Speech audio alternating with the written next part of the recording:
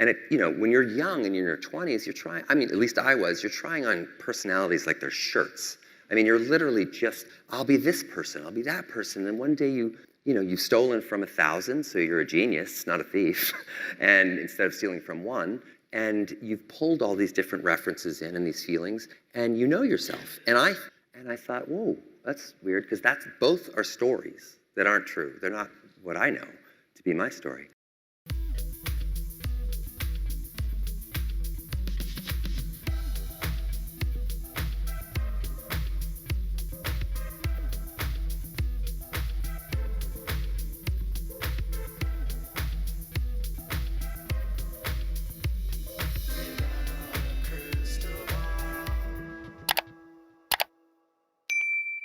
Hi, besties. It's Katie from Without a Crystal Ball. Judge Lyman might be taking the Van Zandt situation seriously, or he might not be. His orders on motions to compel have been a mixed bag, and this one is no different.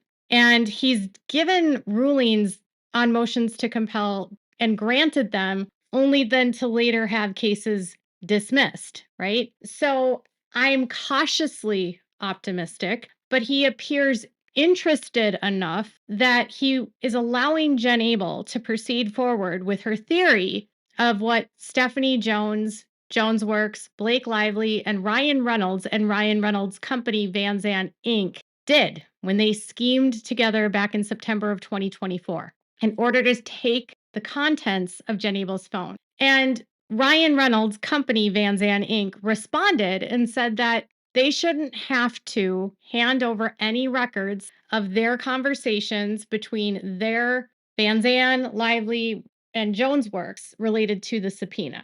They shouldn't have to show anything. And instead, they said that Stephanie Jones should be the one to do this. And the judge did not buy that story. And then over on the other side, on the other case related to this, Lively versus Wayfair, last week, Lively incidentally referred to Jones as part of a co-conspiracy and a co-conspirator in the smear campaign against her. So she seems to want to be distancing herself. Until recently, she refused to name Jones as someone involved. Now, months later, after Van Zandt is exposed, now she's calling Jones an non-party co-conspirator. It's like, when you make a plea deal or you get a deal with someone, and that deal includes, if you testify or if you hand me over evidence, I'm not going to sue you. That's the only reason I could think that Stephanie's not getting sued. But it's interesting that she would turn on Stephanie now, which is exactly, by the way, what a source had told me like about a month ago.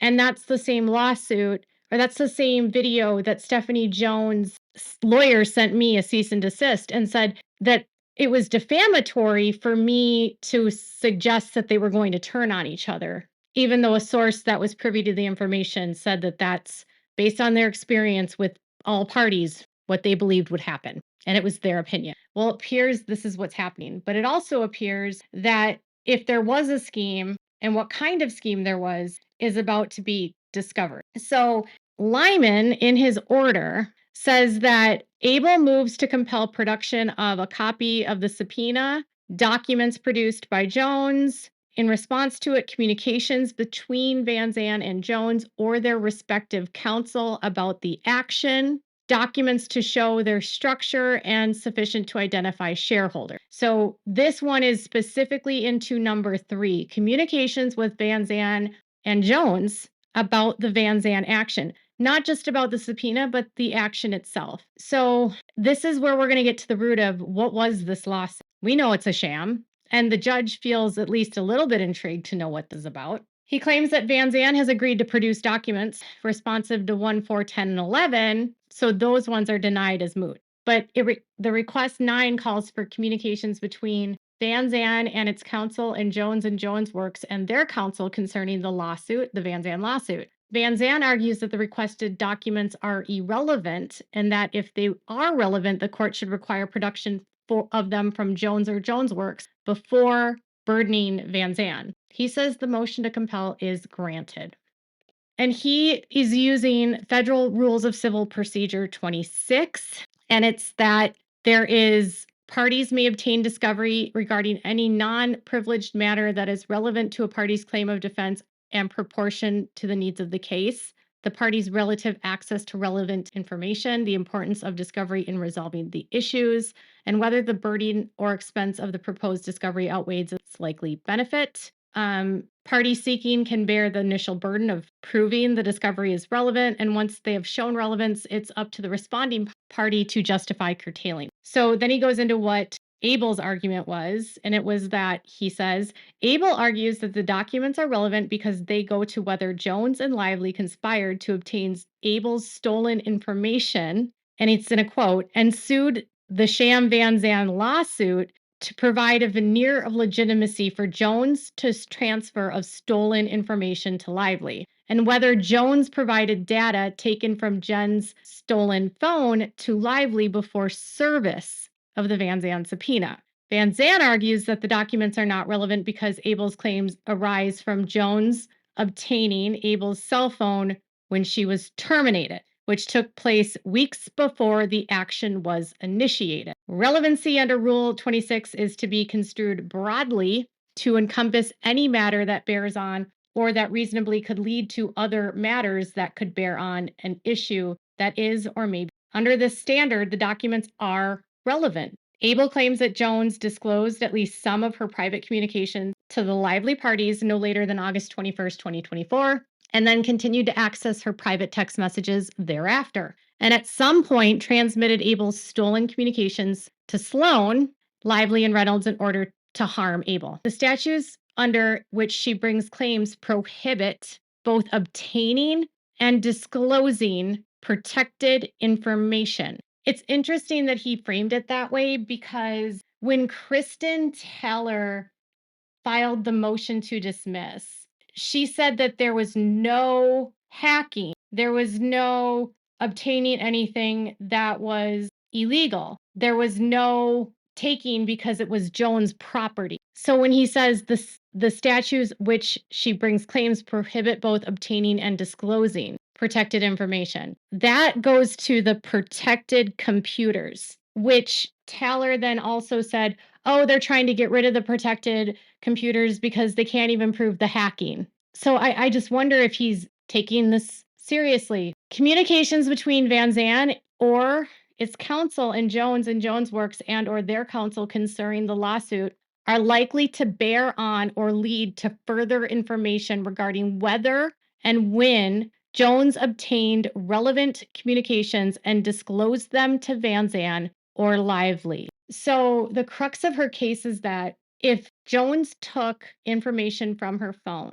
and handed it over to Sloan's, Lively, and Reynolds before a subpoena, I mean, that's an obvious breach of contract. It's an obvious privacy violation. She had a confidentiality agreement between her and Jones is claiming that it's, she's doing speak out so she can do whatever with it. But it almost seems like in this way, if he weren't to dismiss it, he wants to at least allow Jen to explore this idea that if this happened, when did it happen? And doesn't want to deny that opportunity to her. Van Zandt notes that Abel's claims are subject to a pending motion to dismiss, which, if granted, would eliminate the issues in the motion to compel entirely. And he clapped back and said, the motion to dismiss is still sub judice, and unless and until it is granted, Abel is entitled to discovery to try and prove her case. Abel has demonstrated the relevance of the proposed discovery. So I wish I could feel good about this, but he, with Leslie Sloan, when she wanted to stay on discovery, she was like, oh, but I have a pending motion to dismiss and blah, blah, blah, blah, blah. And so you said that the New York Times was going to be dismissed. So I'm likely to be dismissed. And then he still said, no, I'm not going to pause discovery because I didn't say you were going to be dismissed. So I wish it meant that he wasn't going to dismiss Abel, right? Because he's saying here, like, even if I did, she's still entitled to discovery now. I just hope he doesn't dismiss Abel against Jones with Abel. The remaining objection is without merit. Oh, they've been making this one a lot. Although a court may consider the availability of information from other sources when assessing undue burden on a third party, there is no per se rule that party sources must be exhausted before documents are subpoenaed from third parties. Aside from suggesting the information could be available from Jones, Van Zandt has made no showing that it would be burdensome for it to respond to request 9. Van Zandt and Jones have been reluctant to hand over this information. And Ryan's company, Van Zandt, was trying to tell them, well, I don't have to give it because Jones has it. And so you should get it from Jones, and you haven't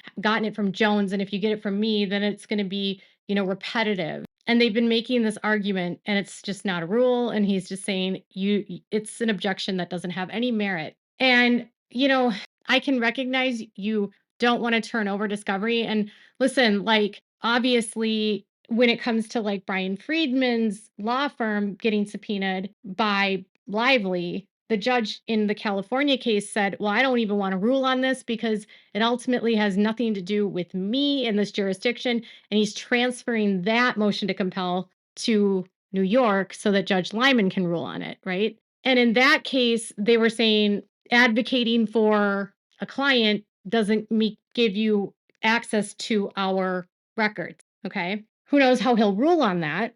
But there's ways to get information of documents between attorneys. You just have to prove the relevance. So in this case, they're not asking that they hand over emails between Ryan and the attorney, right? They're talking about what the attorney's communications were with the other party. What were their communications about this lawsuit? And he says that it's more than likely that it would be able to tell Jen yes or no, was this designed as a way to launder evidence?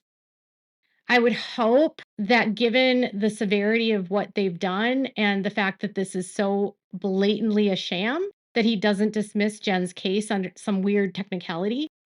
We can always hope, but this is a good sign for Jen, and it would help to get to the bottom of what happened. And I think we know what happened, right? And I understand that this is probably going to make Ryan furious because, he's tried to pretend like he doesn't have to give anyone anything, but then demands everyone give everything to him. So Blake and Ryan will have to hand over records that indicate what the communications are between the attorneys, between the Van Zandt lawsuit, about the Van Zandt lawsuit, and about the subpoena and how that all played out. Because honestly, how would Van Zandt within 4 days know exactly who to subpoena, what direction to go? And then it would be, they need to know what's the relevance. Like, why did you subpoena this phone? And did Stephanie even push back? If Stephanie didn't push back and they just handed it over, that's going to look really bad. And then I guess in an effort of fairness, even though Jed's case is also on a pending motion to dismiss, he is denying a protective order for the clients lists of Jed Wallace to have to disclose them to Blake Lively. And last week, when I was talking about this request, I did say discovery is so broad. And I also said that Wallace isn't a doctor, or he doesn't have patient doctor privilege. And, having a confidentiality agreement is often not a way to get out of having a subpoena and having to turn over records. And, absent having not being a licensed doctor, being involved in those types of cases, he doesn't have protection as client, which kind of begs the question. And I'm not here to judge, but if you can't promise your person confidentiality and you're helping them with health records, you shouldn't be making a promise of confidentiality because there's no privilege in court for that. So I wasn't sure if it was going to be granted, and it's not. He's denying. So this one says that using the same argument as he did for Jen Abel, he talks again about Rule 26, and it encompasses a very broad lead that, the broadness of discovery where you can explore different areas and it could lead to matters that could be proven. And he says that the identities of Street's clients are relevant because they reasonably could lead to information bearing on the issues in this case. Lively seeks to understand whether Street has engaged in campaigns for other clients similar to the campaign alleged in this case. If the Street Relations has participated in digital campaigns for other clients to harm reputations of third parties, it is more likely to have done so here, as Lively alleges. Not necessarily. Honestly, I don't know if I believe that because it would depend upon what the person was hired for. He says evidence concerning other contracts or businesses dealings may be relevant to prove a business habit or custom. Street relations represents that it will testify about the services it provided for its anonymous clients, but Lively is entitled to test for herself whether the digital footprints of these other clients have similarities to the work Street Relations is alleged to have done here, and to do so at a level of granularity that will not be addressed by a 30B6 representative's general testimony about the types of services provided. And it's interesting he's going to have to hand all this over because he's also weighing a motion to dismiss, which then I'm like, well, then is he not going to dismiss Jed? And if you remember, Jen has to respond with a 2-letter document, I think by today, about in response to Lively and whether or not, he has done anything. And then he said the fact that Street Relations clients list is sensitive and confidential does not constitute an undue burden that would justify a protective order. Courts commonly require parties to produce confidential documents. Confidentiality of those documents is protected not by denying access to them, but by entering a protective order to cover them. The court has already entered a protective order in this case, preventing the disclosure of confidential material. This is sufficient to account for Street Relations confidentiality interests here. So basically, there's this stipulation within the protective order that information can be marked confidential. And there has also been this Lively side even went to the point of saying, if we need to even go further, we wouldn't even, if this information was provided, we could mark it confidential even for testimony or even for the court. So only certain people could be in the court when testimony is given, and we could have it redacted from, the transcripts and all of that, if they're concerned about the background of people. So with that said, Jed will have to turn over his list of clients. I don't really know who his clients are. There's something very mysterious. I don't believe that he was able to do much here because, quite frankly, he came on the 9th, and 3 days later, they were already accusing him of running a smear campaign. And not that much can happen in 3 days on the internet, honestly, not to impact her brand that severely. And she was dealing with backlash way before Jed ever came on. So I don't know that it's going to be possible. It's a high burden for her to prove that. Now, one thing I have thought about, and it might not be a popular opinion, but whether you're a Baldoni fan or not, I think all of these PR agencies need to have a come to Jesus moment and really think about what kind of products they're offering to clients. Just because you can do something doesn't mean you should. Just because you can increase engagement artificially doesn't mean you should. Just because you can hire people to post bad things doesn't mean you should. Just because you can buy bots doesn't mean you should. Just because you can put out stories and run narratives against an opposing party to discredit their reputation doesn't mean you should. In fact, if you have to manipulate social media to turn the public against someone, that to me is dubious. And I think no matter and nefarious. And I say this sincerely. Anyone that does, whether it's Jed, if he's done it in the past, whether it's Melissa Nathan, whether it's Leslie Sloan, whether it's Jonesworth, if anyone in this is doing it, it's a behavior that should stop. There doesn't need to be manipulation of anything in order for the public to make up their own mind. And quite frankly, with both sides, coming from a perspective where politically speaking, they're all on the left, and the left is very keen about disinformation of the right. Does it serve the left if celebrities are engaging in disinformation of other celebrities? No. What this case proves to me is that the disinformation is happening apparently on both sides, right? They're both using the same strategies, at least if you look at it face value. So no one's even better. And I bring this up because Ryan and Blake want to make this political and say that only conservatives hate them. But at the same time, they employ a lot of the same techniques of their people on the right that they claim are bad people. I mean, if Leslie Sloan is planting stories to tarnish people for her clients, that's unethical. That's wrong. That's no different than what they accuse the right of doing. To me, it's like they need to slap each other's hands, both sides, I'm being apolitical here. If either side is doing it, they shouldn't do it, right? And I fully believe all PR agencies to some degree have something like this, and it's wrong, and it shouldn't it has no place on social media. And I really hope that social media companies get cracked down on bots and crack down on this kind of behavior and get these bad actors off. And the lengths that some celebrities will go to try to ruin other celebrities is wild. That's what it's told me. So, I always say if you have nothing to hide, hide nothing. So if Jed hasn't done this, the proof will be in the pudding. But even if he has done it to others, doesn't mean he did it to Blake. Just like if Jen believes that the sham action was used to launder her stolen data, she has a right to find that out as well. So I guess I understand the ruling for both. I just don't know where he's at with the motions to dismiss, and that's what makes me nervous. Jen Abel's claims deserve to go to trial because she's accusing them of serious crime. And if any of them need justice, it's Jen Abel. And that's my opinion. So, what are your thoughts? Let me know in the comments below. Make sure to give this video a thumbs up. Make sure to subscribe to my channel if you haven't subscribed and click the bell so you never miss a video. Thanks so much for watching. Bye, besties.